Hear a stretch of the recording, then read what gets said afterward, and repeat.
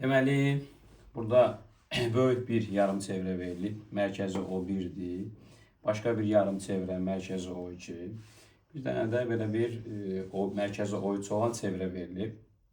Bu çevrə yarım çevrəyə toxunur. Mərkəzi O3 olanda mərkəzi O1 olana toxunur. Deməli, məlumatda verilib ki, DY ilə Y O1 4-dür. Bu hissə 4-dür. Bu hissə də 4-dür. Sonra O3-dən O1-ə qədər 6-dır. Baxın, bu hissədə 6-dır.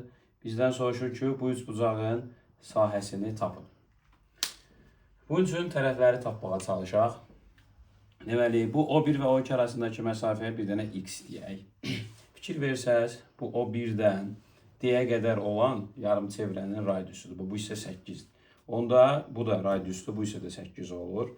Və 8-dən bu x-i çıxaq, buraya yazaq 8 çıx x. Yəni bu məsafə olsun 8 çıx x. Bu məsafə bizim mərkəzimiz, baxın, bu yarım çevrənin mərkəzi O2-dir. Bunun radiusu 8 çıx x-dir. Onda biz deməli Y ilə O nöqtəsini birləşdirsək, bura 8 çıx x-dirsə, burada 8 çıx x olacaq. İndi burada Pifagor teoremini tətbiq edəsək, 1 kateti 4, 1 kateti x, Epitonuzu da 8 çıx x-dir. Bu 3, 4, 5 üçbucağıdır, mənşur üçbucaq. Oradan görsənir ki, x, Pifagor deyib tapa bilərik, x 3-dür.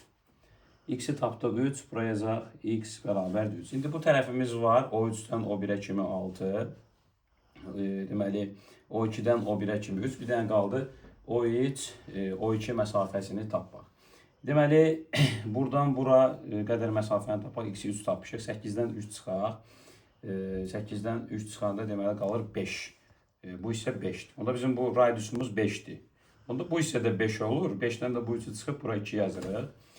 Çünki bu da bu yarım çevrənin radiusudur. Onda baxın, bura 5-dir. Həmçinin bu hissədə radiusdur, görürsünüz. Burada 5-dir. İndi bu hissəni tapsaq, bu məsafəni tapmış olacaq. Fikir versəniz, mərkəzi O1 olan bir yarım çevrədir. Buradan düz axıra qədər belə, ya bunlar bu nöqtədə F nöqtəsində toxunur, özü verib onu. Buradan deməli axıra qədər, F-ə qədər çəksək, böyük çevrənin radiusu demişdik ki, yarım çevrənin radiusu 8-dir. Onda buradan burada 8 olur. 8-dən bu 6-nı çıxsaq, bu töv 8-dən bu 6-nı çıxsaq, bura qalacaq 2. Demək ki, bu kiçik çevrənin radiusu 2-dir. Onda buradan burada məsafə 2 olacaq. Onda bunun tərəfini tapdıq. Deməli, 2 bura, 5 bura oldu. 7. İndi bu üçbucağa fikir verək. O1, O2, O3 üçbucağına. Bir tərəfi deməli 3-dür. Bir tərəfi 6-dır. Bir tərəfi də 7-dir.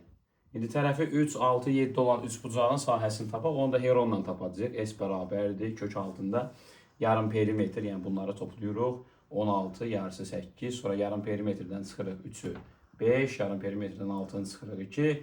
7-ni çıxırıq 1. Bunu hesablayaq. 8 dəfə 2, 16, 16-dan 4 çıxır. 5 də qalır kökün altında. Demək, bu üçbucağın sahəsi 4 kök 5-dir.